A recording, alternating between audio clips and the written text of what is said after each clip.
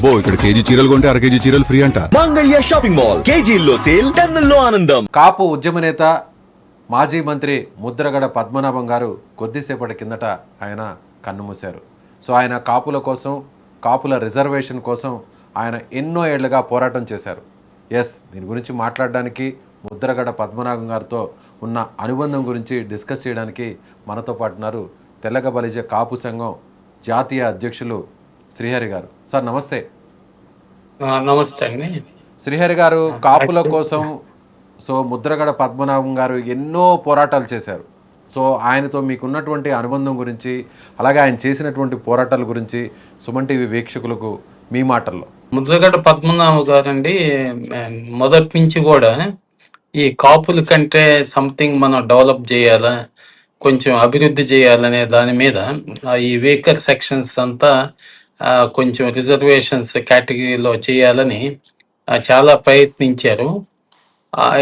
అదే కాకుండా కూడా ఈ మన విలేజెస్లో ఉండే వాళ్ళంతా కూడా కనెక్ట్ చేయటం, కొంచెం కాపులంటే మెయిన్ ఇంపార్టెంట్గా ఏ స్కీమ్స్ తీసుకొస్తే బాగుంటుందని ప్రతి గవర్నమెంట్ ఉన్నప్పుడు కూడా వాళ్ళతో ఇంటరాక్షన్స్ అయ్యి ఈ కాపులందరికీ బెనిఫిట్ వచ్చేటట్టుగా చాలా విధంగా ప్రయత్నిస్తూ వచ్చారు.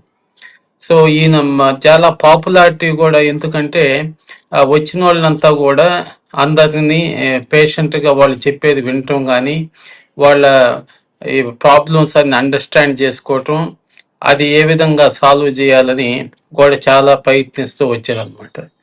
సో ఆయన ఈరోజు చనిపోయిన దానికి మనకి ఈ కాపు కమ్యూనిటీకి ఆల్ ఇండియా లెవెల్లో కూడా చాలా లాస్ అనమాట.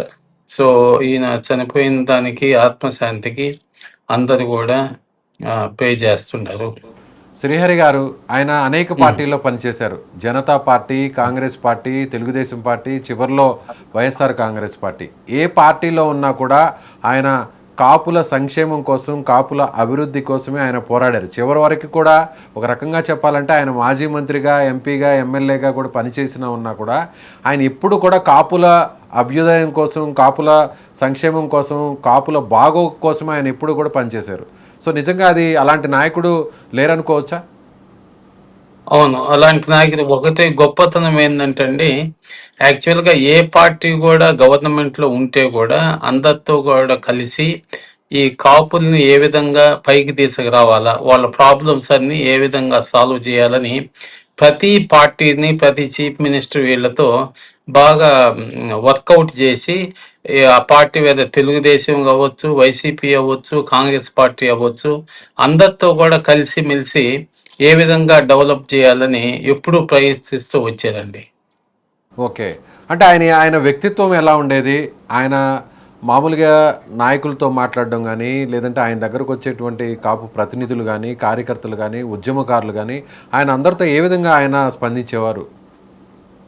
ఆయన అందరూ ఎప్పుడు కూడా అండి, ఆయన ఇంటికి వస్తే అందరినీ వెల్కమ్ చేసేవాడు.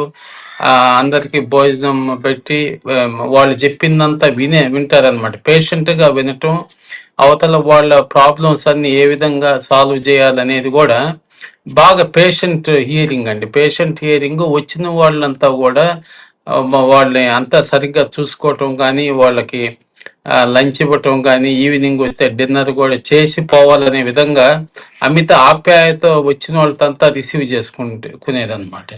అండ్ అందరినీ పేషెంట్గా ప్రతిదీ హియరింగ్ చేసి అది ఒకటి నోటింగ్ చేసేసుకొని ఏ విలేజ్ నుంచి, ఏ మండల్ నుంచి ఎవరెవరు వచ్చారు, వాళ్ళ ప్రాబ్లమ్స్ అనేది కూడా ఒకటి డాక్యుమెంట్ చేసి దాన్ని ఫాలో అప్ చేసేవాళ్ళు అనమాట. అవతల వాళ్ళకు కూడా ఇన్ఫార్మ్ చేసి మీ ప్రాబ్లం ఇది ఈ విధంగా సాల్వ్ అయింది, లేదు పలాని వాళ్ళని పోయి కలవండి అని కూడా ఫాలో అప్ చాలా చేసేదండి. ఓకే, అంటే చిన్నవాళ్ళైనా పెద్దవాళ్ళైనా ఎవరితో అయినా కూడా అలాగే స్పందించేవాళ్ళ?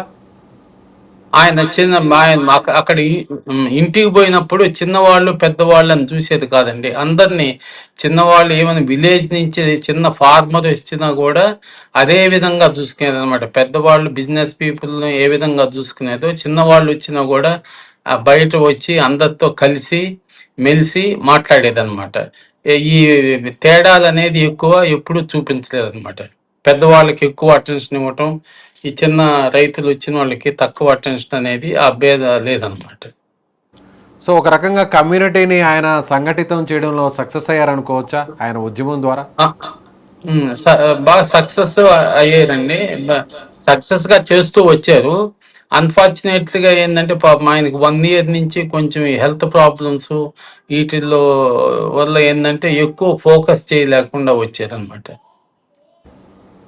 అంటే ముఖ్యంగా ఆయన ఎంపీగా పనిచేశారు, మంత్రిగా పనిచేశారు, ఎమ్మెల్యేలుగా చాలాసార్లుగా ఆయన పనిచేసినటువంటి పరిస్థితి అనేక ప్రాంతాల్లో ముఖ్యంగా. అయితే ఆయన కేవలం ఒక ప్రాంతానికే పరిమితం కాకుండా 2 తెలుగు రాష్ట్రాల్లో కూడా కాపులకు సంబంధించినటువంటి ఒక ప్రతినిధిగా ఆయన ముద్ర వేసుకున్నారు. ఆయన రాజకీయంగా సుదీర్ఘమైనటువంటి కాలం పనిచేశారు, అనేక పదవులను కూడా అలంకరించారు. కానీ ఇప్పటికీ కూడా ఆయన ఇంకా కూడా కాపు ఉద్యమకారుడనే పిలుస్తారు. ఎందుకని ఆ పేరు వచ్చింది సార్?